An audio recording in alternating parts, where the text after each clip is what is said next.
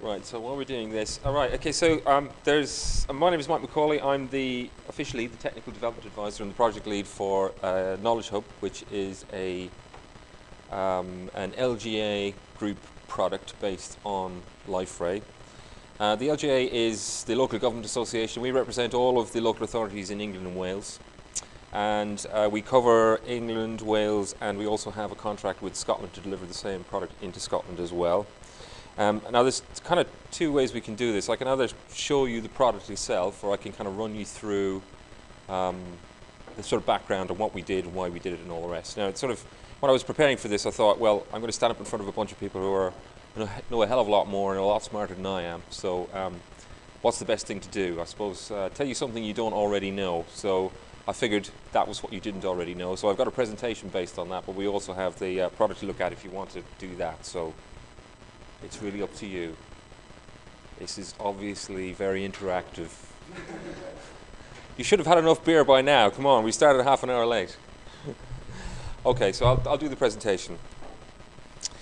So the LGA started using a version of Liferay to deliver a product called Knowledge Hub, which is basically an online social networking platform for the public sector in the UK. It's designed as a sort of an extra enterprise knowledge management tool is essentially what it's supposed to be. But then we went on to adopt this version of Liferay to deliver our website and redevelop that as well, with a view to integrating all of our services across that platform. So we would have our website, we would have this site, hopefully we would eventually have our internal sites as well, so our intranet, and the idea was to try and sort of join it all up together. So who are we? So what is it? Sorry, it's an extra enterprise knowledge management tool. Who are we? So we represent the UK public sector. That's 434 organisations, 354 in England, 22 in Wales, 32 in Scotland, and we don't cover Northern Ireland, but there are 26 there as well. And they all have a broad framework and delivery requirements, so they all have things that they have to deliver by legislation. They are required to by law deliver those things, and they all have different ways of delivering those things. They all have separate IT and ICT infrastructures. There's very little interoperability between them, and there's little formal online knowledge sharing or infrastructure. So there are some offline networks and regional networks and various other ways of sharing information, but there's nothing kind of on a national scale. So what's the context now? The context is the economy is stupid, as they say. It is all about the money, money, money. The policy in the UK at the moment is all around localism. It's about driving everything to a local level.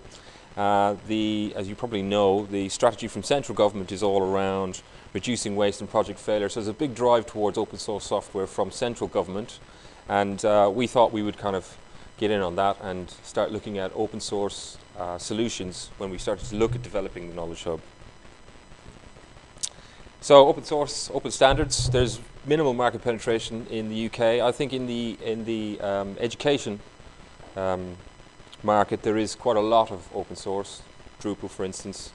But I think in the local government sector there's always been a sort of slight suspicion of open source. It was worries about security, worries about things working together, and there was a lot of reliance on obviously Microsoft systems and various other bits and pieces, but that's kind of changing obviously with Devon, who have adopted Liferay, and Camden, who've adopted Liferay, and hopefully they'll turn up in a few minutes to tell us about that as well.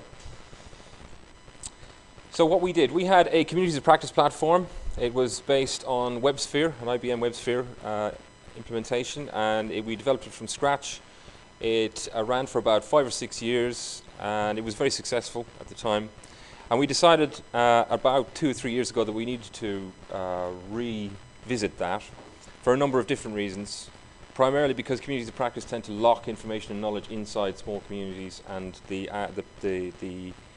the transfer of knowledge between those communities was minimal. So we thought about what we wanted to do was to introduce social networking as a layer into the platform in order to try and combat that. So we thought about Knowledge Hub. So why we did it? Why are we doing it? Why are we not using, I don't know, Facebook or something else that's out there available for free? Well, because it's for the public sector and by the public sector, and that's really our remit.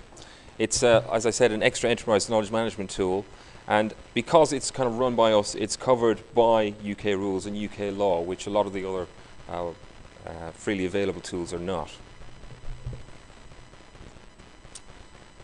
So in terms of the support, we have an infrastructure, we have a data center based in Leeds, which is run by Liferay, and we procured that from them, specially built to deliver this platform. First line technical support, we have a contract with them, and second line technical support is a contract via Liferay with PFIX Solutions, who provide us with solutions sometimes. The hard facts. Okay, so the Knowledge Hub platform has security, scalability and robustness built in. It's a fully managed 24-hour monitored service.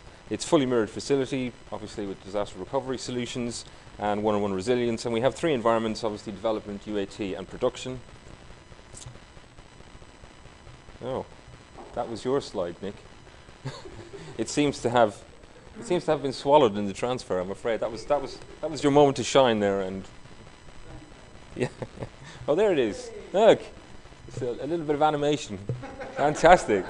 It's amazing. I've never seen you so animated. So this is the blurb from Liberator. This is what they provide us with, essentially, in terms of the data center in Leeds. It's IL3 compliant. There's GCSX compliance as well. So it's it's pretty robust in that sense. Ooh. I wasn't expecting that. Oh, it's got a life of its own.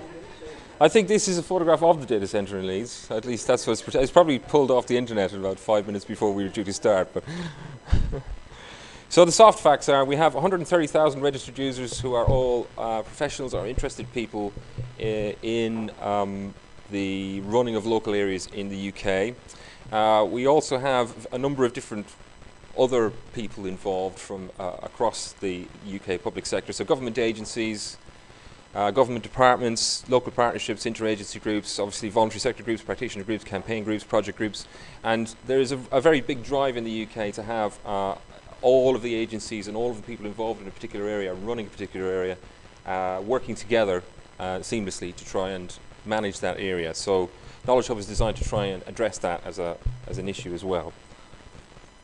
So the theoretical structure is we have groups which are obviously formal networks. So that's exclusive, as in there are a number of people who are formally members of that group. And it's structured kind of learning because it's based around a specific topic area or subject or project, something that people are interested in. And then there's a social network layer, which is obviously informal groups. That's the many, that's pretty much anybody can join to anybody. That's sort of more heuristic learning. And that layer is designed to overcome a lot of the problems we had with the previous system, where knowledge and information was kind of locked inside those groups. And then we also have some semantic work, which is suggested and related content, and that's obviously collective. So that's machine aggregated information, which is pushed to users. So it's about, finding out about what you don't already know about. So that's kind of how we thought about building it. And what did we do? We simplified the user interface and the functionality as a result.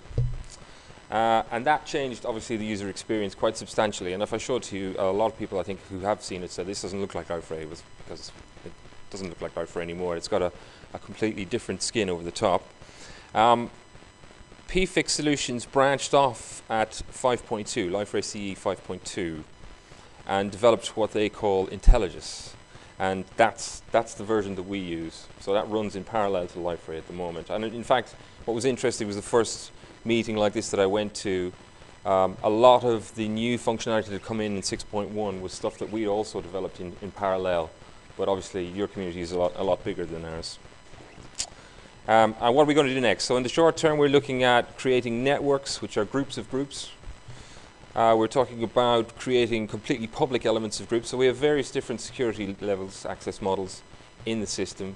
So individuals have different access rights. Groups have different levels of security. So there are completely private groups, there are restricted groups, there are open groups, and now there are going to be public groups as well. So people will be able to create mini sites and publish information more generally on the web.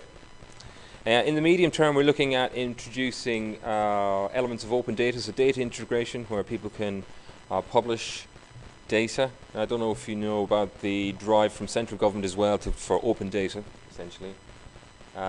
And we have a project running called LG Inform, which is designed to ultimately converge with this, with our system, in order to kind of offer that through Knowledge Hub. There's, we're looking at an app store to begin with, an apps register, and then possibly a store. I don't know if that's, I think I've seen today that in 6.1 there is, there's an app store in the back end. Sorry? Marketplace, yes, but is that offered as a piece of functionality that you can extend? You can plug in? Not yet. No, you not yet. Yes. Yes. Yes. Yep. We are getting a request for like private marketplaces. Yes. So probably in future We're quite keen on that, I think.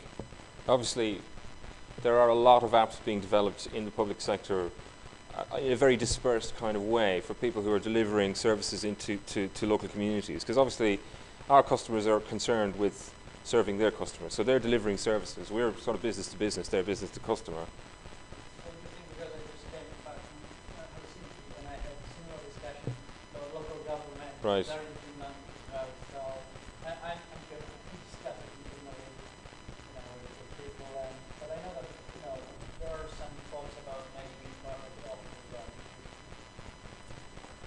I think it would be of great interest to us, I'd say, actually. In the longer term, we want to provide Knowledge Hub as a set of web services rather than an actual site, so that we're providing APIs for people to pull information straight out into their own websites, and an open innovation marketplace, which is something along the lines of what you were just talking about, basically. If you're interested in knowing anything more, then just come and find me. This is our short URL that'll take you to a front page of our website. If you want to have a look at it later on, then let me know and I'll show you through it. And basically that's it, because I've got to get off.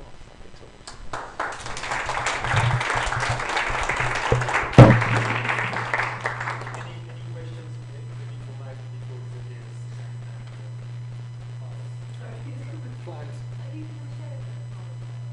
I've been told to leave the stage in all circumstances. You've been twice as short as your adults, so Oh, I see. you can adults.